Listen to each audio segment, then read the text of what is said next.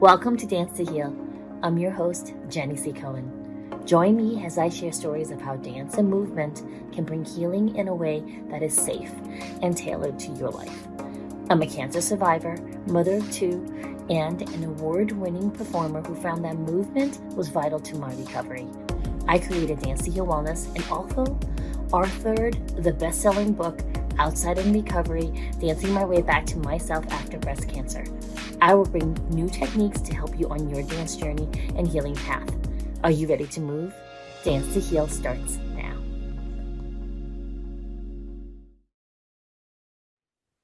Okay, so I am beyond excited that we have Karen here today. Welcome, Karen.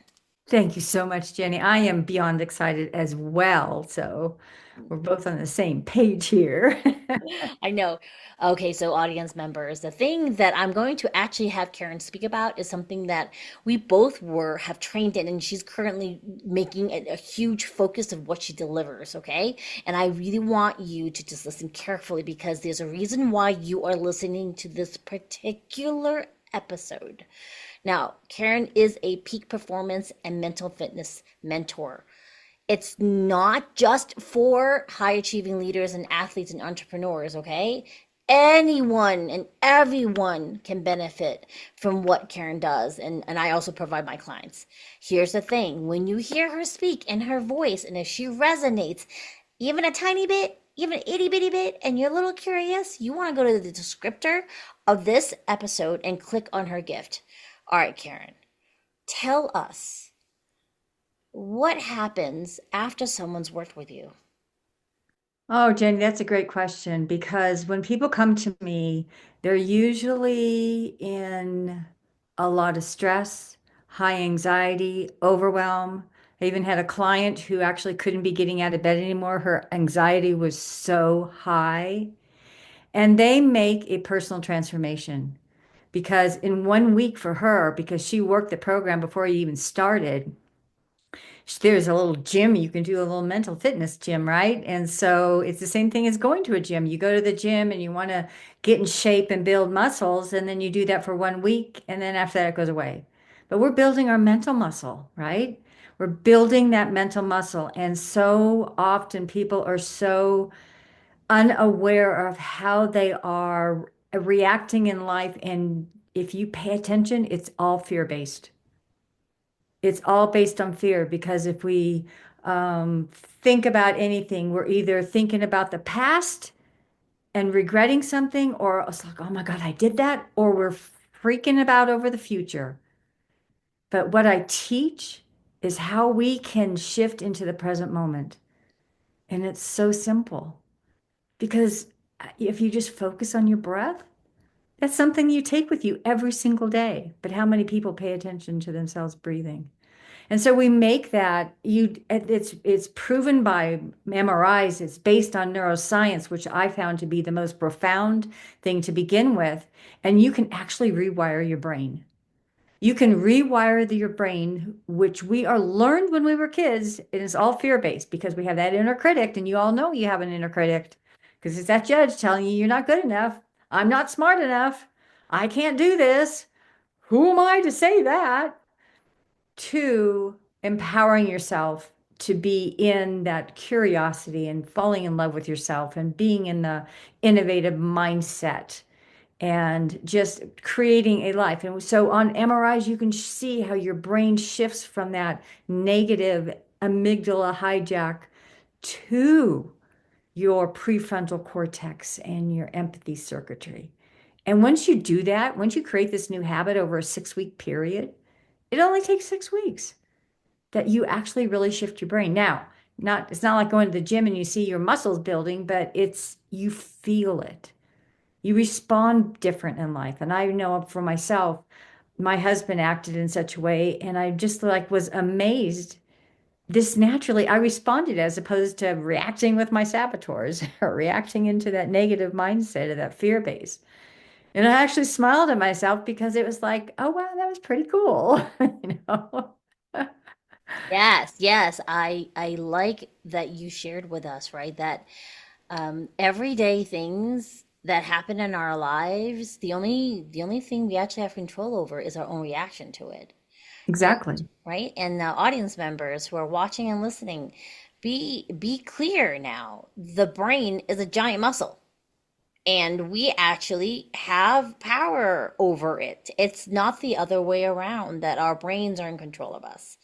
Will you Right. speak on a little bit about that? Because people don't realize it's kind of like, oh, what do you mean? I can't control that. I mean, and that's what I hear a lot. I can't control that.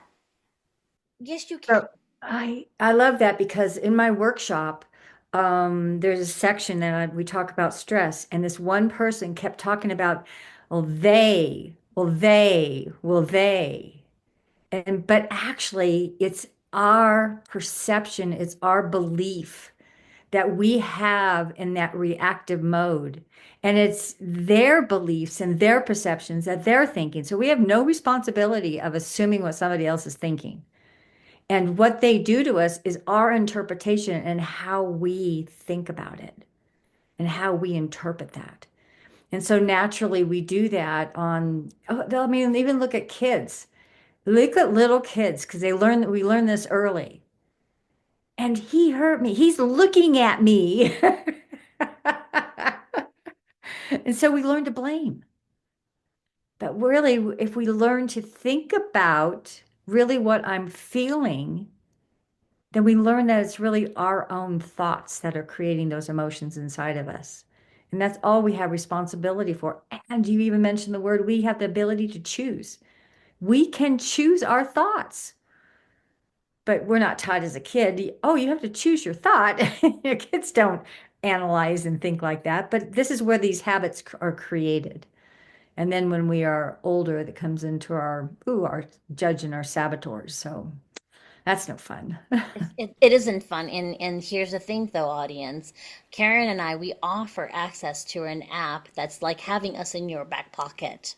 First of all, it would be too much money really to have us on with you 24/7. However, the app is amazing because you're in direct contact with our mentor. You get to hear his soothing voice reminding you to tune into the present, because being in the present, everybody has trouble. Even our mentor has trouble. It is a lifelong journey of It being is. present, right?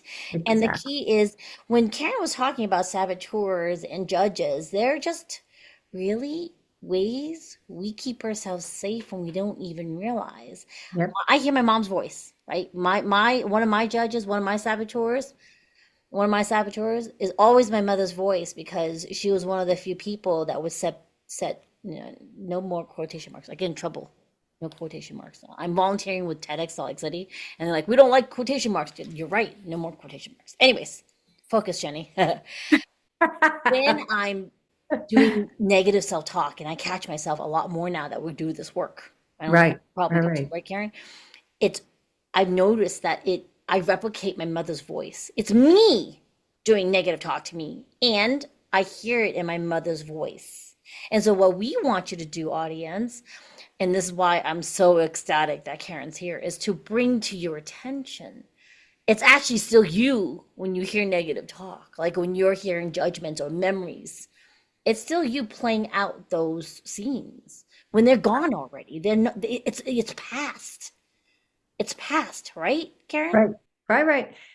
Oh, that's such a beautiful entry to this because what happens is that when you did that when you were kids, so I'm going to talk about mine if that's okay, because mine was the stickler, and the stickler is about perfection. And as a child, first off, a child's main motive in life is to be loved and feel secure and be happy. I always wanted to be happy. And so I escaped into my room and created this perfection in my bedroom. I mean, my dolls were perfect and the room was clean and the bed was perfect. And there was that sense of feeling. Now, as a child, we're not analyzing this, right? We're just creating this scenario. Well, now as an adult, oh my goodness sakes. So, how this shows up is I am mouthy and defiant and putting people down. And the scenario could be, you want a perfect kitchen. Can't you just put that dish in the dishwasher? Does it have to be in the sink? And it's just a negative. reaction. It's a saboteur. It's not positive. There's a lot of negativity that comes out of that. And Jenny, when you were mentioning that you hear your mother, well, when I learned this, and our mentor, we had to go through this as coaches. So I have the ability to be certified and deliver this to my clients, is that I learned about this stickler and I was like, oh my gosh, that was me. He wrote this whole thing about me. But it's universal, really. It is. And so when I realized that, I became aware of my mouth Ooh. and I shut my mouth. Oh. Became aware of what was coming out of my mouth. I shut my mouth. And Jenny, the negative conversation, it was exploding in my head. And that's when I became aware of, oh my goodness, because no matter what the negative stuff that comes out of our mouth and we lash out at somebody else, it's really about us. It's truly about me. And when I realized that, and I realized how much that was really hurting my well-being and the stress it was putting on with me, man, it just went away. And there was almost like a feeling in my brain that I shifted to where now this that stickler is still my number one, but very quiet. And I kind of laugh at it now because yes, I like to have a clean house and yes, I like to have things orderly, but I don't have to do it in a negative way. I can do it what we call the sage way, the happy way, the inner wisdom way. And we can be happy doing that, not yelling at somebody because they didn't fold it right or put it here right because it has to be perfect. It, it- Here's the thing, audience, right? We like in my house, if we don't put the dishes away, we have problem with ants, you know? And Yeah. there's a way where it's much more constructive and not destructive, Yep. right? And then, of course, I have two college level adult kids who still forget. And then we have the ants. Right. And then I'm so glad that I've done this training myself because I would not want my children's judge and saboteurs' voices to be mine. That's why Yes. we want to stop that cycle, right? Right. Because Right. for me, I never was allowed to have a mouth. I was never, if I spoke back, it was you're just like your father, like you have a bad temper. So Right. for me, it was always this inability to use my voice and learning to be able to use my voice in a way that wasn't yelling like my dad because he role modeled that for me. That was the only time I could be heard is if I yell, right? And that was this whole thing I made up in my head versus just calmly saying, this is going to lead to the ants that you hate to kill. So it's your option. Or you could always ask me and say, I can't get the dishes put away. Would you mind? Because I have to go to class and I'm taking care of all the pets. So it's this request because my entire family's on the app, Karen. Like we're all on the app. So we Oh, use it, nice. right? We Yeah. use this whole conversation. So audience members, when we work with it, we end up integrating our entire families into it because then it gives us a different language. So there's this age old saying, like, if someone comes at you angry, you answer with angry. Mhm. And we will say, hey, are you coming to me right now with this thing you want to talk about has a judge slash saboteur, or are you in sage? And if they're not in sage, we go, let's table this. Let's table this until we are not like killing each other over it. 'Cause Right. it's a simple thing, like, who's gonna walk the dog or something like that, right? Right. And so what I think is amazing of this conversation that you and I are showing people who are watching and listening is that when you have a common, almost neutral language, Hmm. you can discuss difficult things without anyone's feelings being hurt per se, right, Karen? Right. I love that because there's this, instead of what came to mind in part of your conversation was, you have this power play and what is called as like the dance of the saboteurs. And so your saboteur, my stickler, will show up, and then his avoider would show up, and that's what the dance of the saboteurs is that negative. And how does it end up? Either somebody shutting down, or you have a fight. You have these negative words flashing. But when you have the app, and what a beautiful thing that you have it for your whole family, is the fact that you have a common language of understanding. I'm in sabotage mode. And it's okay. Let me take a break here. Let's bring in the innovate power and create a conversation on yes and knowing that everybody talking has that 10% that everybody's right, as opposed to the saboteurs going, I'm right and you're wrong. We open up to the possibility of even having powerful conversations. So I have done this. I believe that couples, if anything, couples should do, and I've worked with couples on this program, and it's beautiful. It's really a powerful thing. And people's relationships improve immensely because it could be that there's so much anger going on, and if you shift that, you realize what a beautiful person I am. Oh, and what a beautiful person I married. So, Right, right. And here's the thing, audience members. A lot of times, Karen and I have worked with clients, we're the only people doing the program, and that was still shifting because they were shifting themselves, right. and then people around them were then adjusting to the newer way they were handling the world. So we're not saying, oh my gosh, you're only going to work with us if your whole entire family and your relatives and your business partner and your pets enroll. We're talking about it always starts with you first. Okay, so just be clear. It started with me, and then I was like, you know what, family, I would like you to try it. Yeah, They all fell in love with it. right. Then I had a family member, I had another a client who was like, oh no, no, I'm good after 8 weeks, and wouldn't you know, a few months later, she has to be put back on the app Yeah, because she was like, oh, I need the app. It's not an addiction so much as a reminder right. for her to put her reps in. We have to But there's a different type of an addiction can be interpreted as bad, right? But you miss the calm and peace. And we slowly slip back into where we came from. The same thing going to the gym. If I went to the gym for 6 weeks, I'm like, okay, I'm good. I'm going to be good for life. But no, by 2 weeks, I'm going to lose what I built up. And you feel that. So I felt it physically, but then we feel it mentally. And what a beautiful story how your client came back and then I appreciate you pointing that out. No, you don't have to couples do it, but he invited his wife to come do it. He thought it was a great thing, so he invited his wife. But I do teach a lot of people though, when we change, okay, so stress feeds stress, but if you have stress and you have sage and love, that love will slowly seep over into that stress, and they're because your conversations are different and the responses are different, and they're going to naturally feel that because the saboteurs are going to shrink. Oh, I can't play this game. There's no dance here. So it's no matter what, it's always about me. It's always about the I. Absolutely, absolutely. You ever see the videos they have about the man with all the what is it, the tuning forks, and then they talk about how, you know, only the same frequencies will, if you vibrate one frequency and someone's vibrating in another frequency, then the second thing doesn't move the ball that's supposed to bounce off of the frequency waves, right?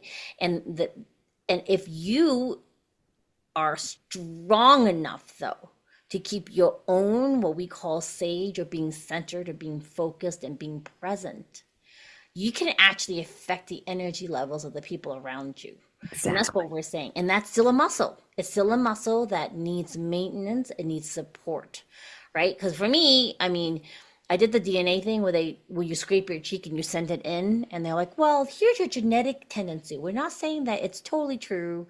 However, this is something that if we were to test you again 10 years from now would not change. I'm externally motivated. Some people are internally motivated, right?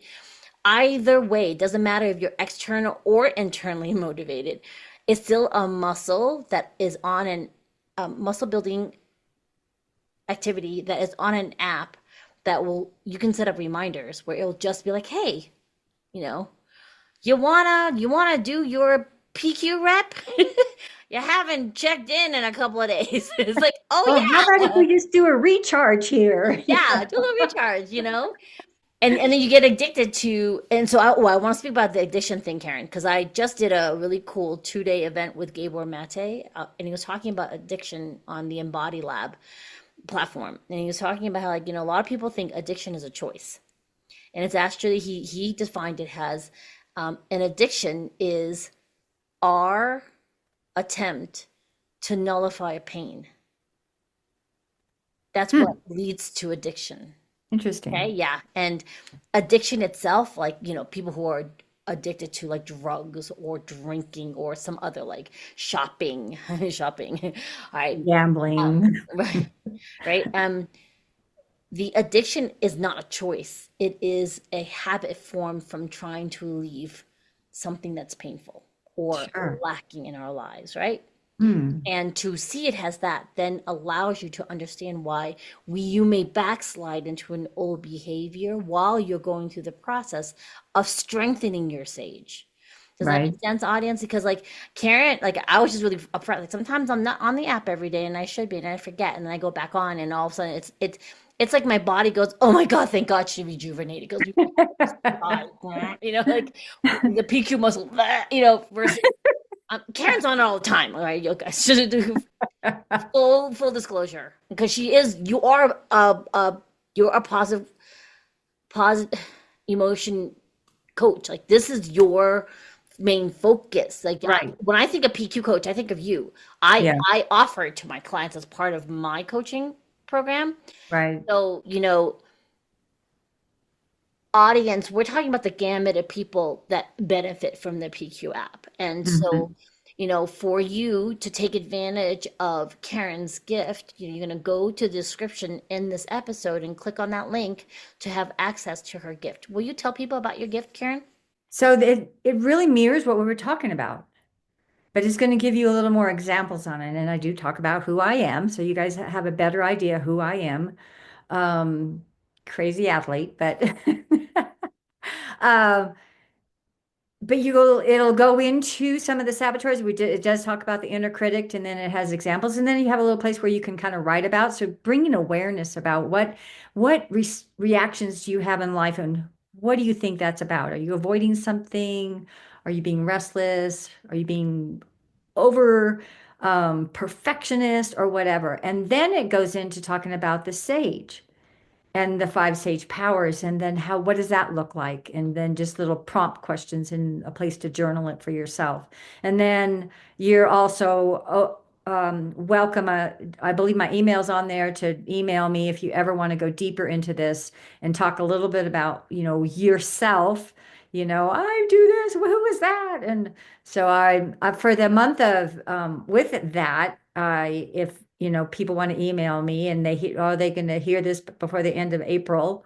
April is Stress Awareness Month, so I was offering a saboteur debrief with them. So if this comes out before the end of April, or anybody hears this, so yeah, just contact me. Well, this won't be coming out at the end of April, folks. Sorry. This All will right. be more Well, hey, episodes.